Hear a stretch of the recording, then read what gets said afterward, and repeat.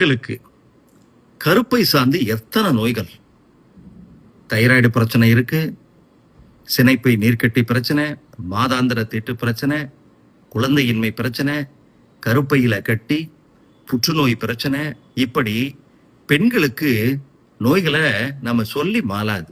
எவ்வளவு பேர் கஷ்டப்படுறாங்க. இந்த பிரச்சனையே வரக்கூடாதுங்க.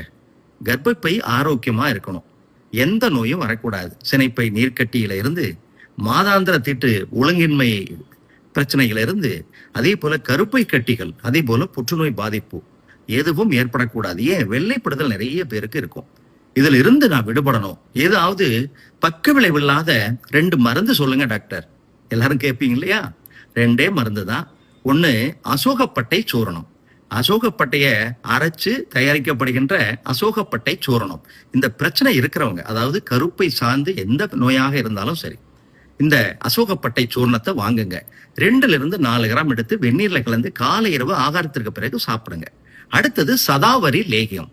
தண்ணீர் விட்டான் கிழங்குன்னு ஒரு கிழங்கு. இதோட ஒரு 15க்கும் மேற்பட்ட மூலப்பொருட்களை கொண்டு தயாரிக்கப்படுகின்ற எல்லாமே மூலிகை மருந்து தான், எல்லாமே கடைச்சரக்குகள் தான். தயாரிக்கப்படுகின்ற சதாவரி லேகியம். இந்த லேகியத்தை வாங்கி எங்க வாங்குறது? சித்த மருந்து கடைகள்ல வாங்கி காலையில 10 கிராம், இரவு 10 கிராம் ஆகாரத்திற்கு பிறகு.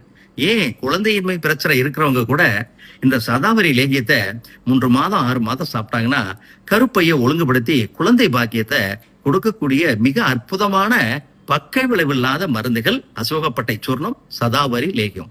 பயன்படுத்தி பாருங்க, கண்டிப்பா உங்களுக்கு பயனுள்ளதாக இருக்கும்.